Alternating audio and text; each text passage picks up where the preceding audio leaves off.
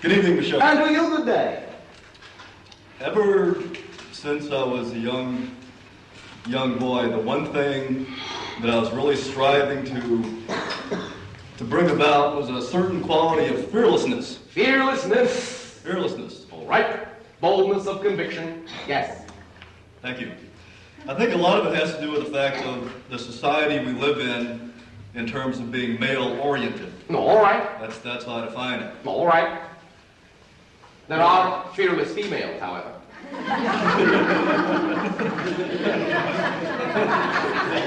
I know quite a few. Would you like to meet one?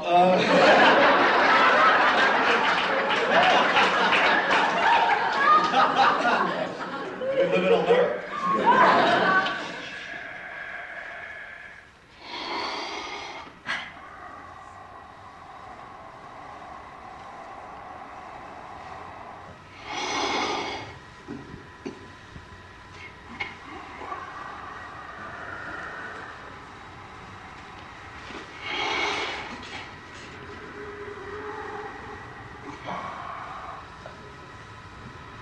In what way at this time may we serve you? What I am curious about is the inhibition that I am finding in order to bring this about. What I would like to do with this is establish this as a base, as a primal self-image in which from that foundation, any type of creation, whatever vibration can come about. And there's been a certain block. It's driven me for as long as I can remember to do certain things, some of them a little on the edge, and I'm just curious about it. We thank you for your attention to this detail. The idea simply can be understood in the following manner, if you wish. First, it comes from the heart, and it is simple knowingness that you desire. The idea of your conviction, the conviction that you seek, does not necessarily have to be expressed through forcefulness. Conviction is a knowingness within the self, is a certain part of the self. And conviction comes from a blending of the masculine and feminine polarities within each and every individual within your society. And most importantly, of the unconditional love you give to yourself, in knowing that you were created to be a complete being, and that you are a complete being still. Rely on that idea that you are still a complete being. And allow yourself to nurture yourself, to give birth to yourself, the self you prefer to be. For you are female and you are male. You are both as a soul. A soul is not one way or the other in that sense. It is the essence of all polarity. Those polarities may manifest themselves in your society because your society by definition is one of polarity in that way. But you do not have to require stamina in order to express the idea of conviction. Stamina is an effort. Stamina is a struggle. All it takes is the knowingness of the self, the trust of the self, and the allowance that both sides, the female, the receptive, and the male, the assertive in that sense, the positive and negative, not meaning good or bad, but simply the balance of energy in that way, will allow you to exist within the center of your being and do all things with deliberateness, with absolute blend of spirit and will, with the expansiveness of love, and at the same time the conscious commandment that you require in your physiological reality. All it takes is an act of being. It is the action that is important in your reality, for you are a physical being in a physical world. And it is your right to enjoy that.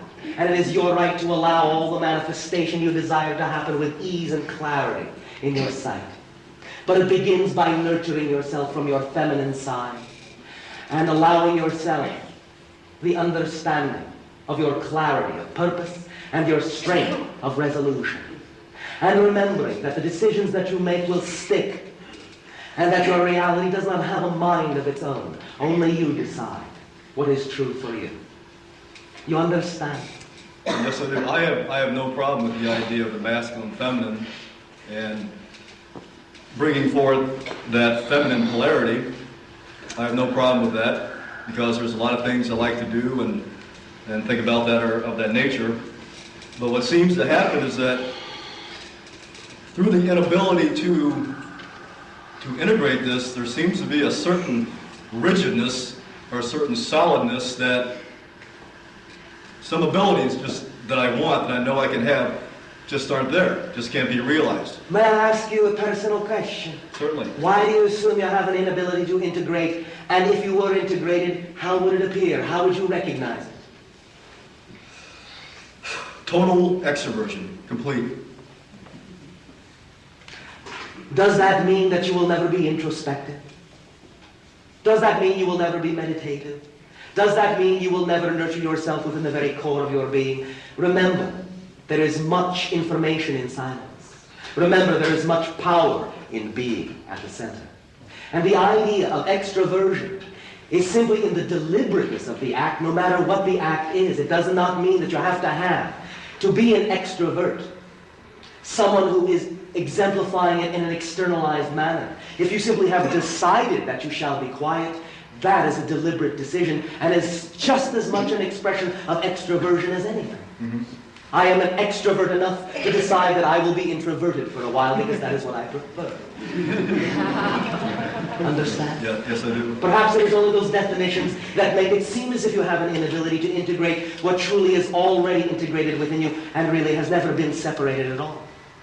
I don't understand that. You are assuming that these ideas are not integrated. You are assuming that the idea of one polarity should not be experienced at the expense of the other polarity. The idea is to blend them both by allowing both representations, both the outwardness and the inwardness, to be just as deliberate representations of conviction as anything else. I don't feel that's the problem. Why do you feel you have a problem? Let me ask you another question. Mm-hmm. Can you create in your imagination a picture of what you would be like if you were operating in the way you say you desire to operate? Mm-hmm. Then why do you not simply act like that person? Okay, that gets into another area because I was going to ask you about deservability. All right. What about deservability? I guess what it is, I have a problem with the idea of saying, okay. Would you do me a favor? Uh-huh. You do not have to, I will. but I will ask. Go ahead. Would you recognize that what you are labeling as a problem is simply a situation that you believe is difficult to change? Mm-hmm. And therefore do not necessarily assume nor label that you continually have a problem. Or you do not. You are reinforcing a reality you say you don't want. So why say you have a problem? Why not say you are simply exploring a new understanding of yourself and become excited about it? Okay, well, So the new understanding you're exploring is, rather than the problem I am having is. okay, that's all time related. It's because it's been going on for what I consider to be a long time. If it was like a year.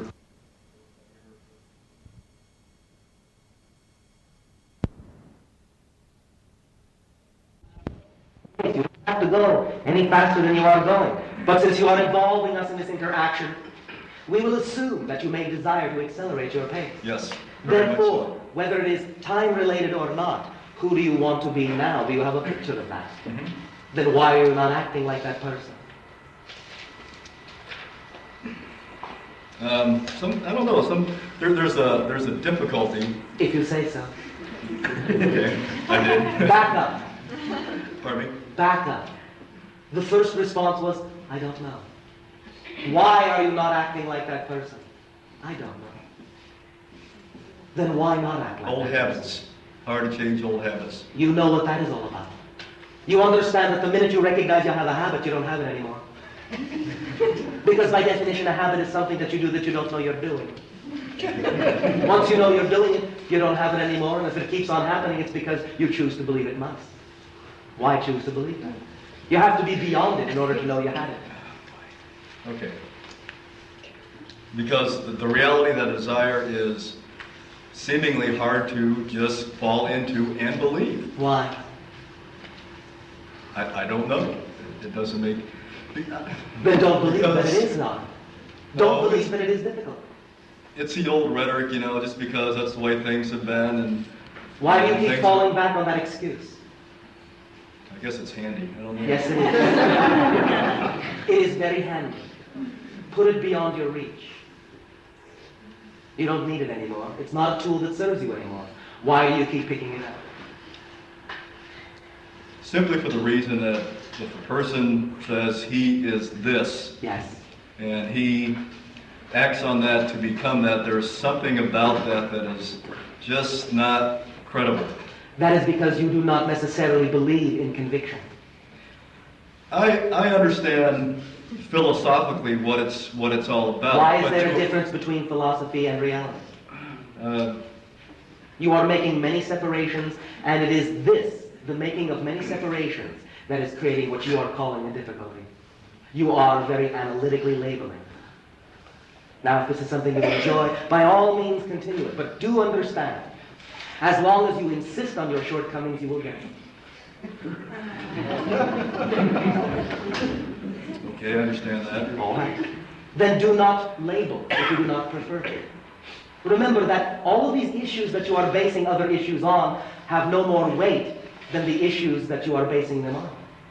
You are creating them to carry whatever weight you want them to carry. They are all made out of tissue paper. No one of them has any more weight. No one of them is any more a fabric of existence, a law of reality than any other. You are basing assumptions on assumptions on assumptions on assumptions. Yeah, I want to get away from that, Bean.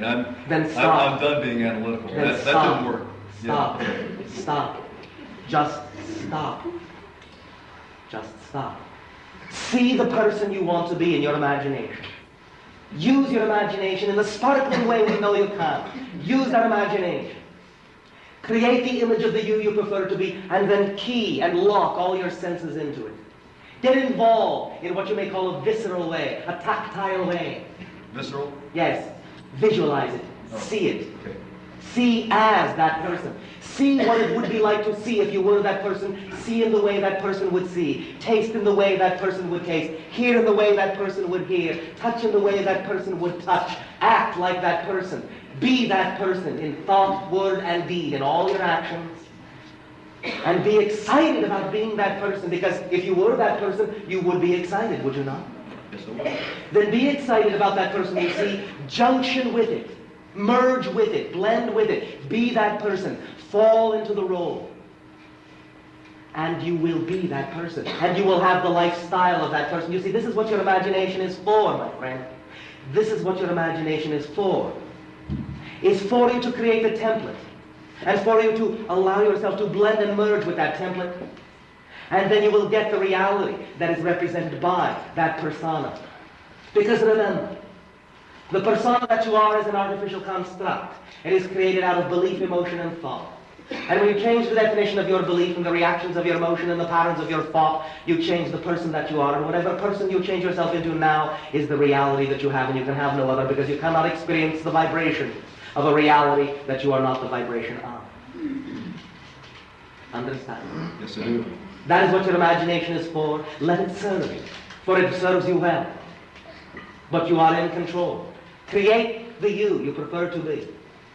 And copy what you see in your imagination, in all the action. That person you want to be does not act in the way you act now, does not approach things in the same way, does not have the same attitude.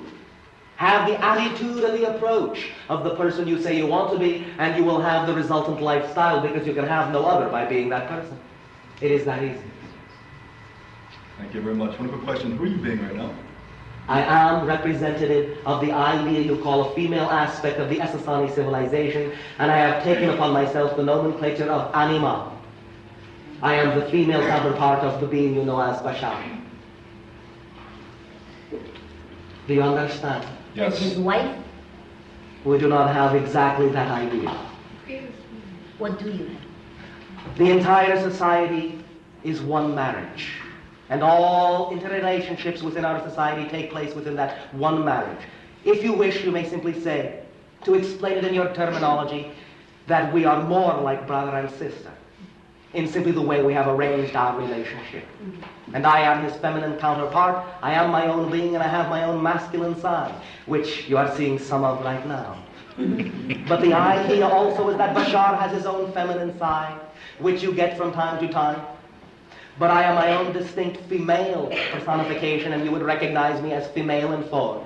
I am approximately under the idea you would call 5 feet of height, and I have whitish gray skin coloration, very wide upturned almond-shaped eyes, and very long white hair. The idea simply is that we are similar in aspect to what you may call Mongolian in your racial types, although we are not identical to that idea, but similar in that sense. I have taken upon myself the nomenclature of Anima, simply in the same way that Bashar has called himself Bashar, to facilitate conversation between us, and wherein we recognize that in your definitional language the word Anima means the feminine principle as it exhibits itself through a man, which is what is happening right now. We thank you for your inquiry. We thank you for your expression of willingness. We thank you for your co-creation. And we give all of you our unconditional, heartfelt love.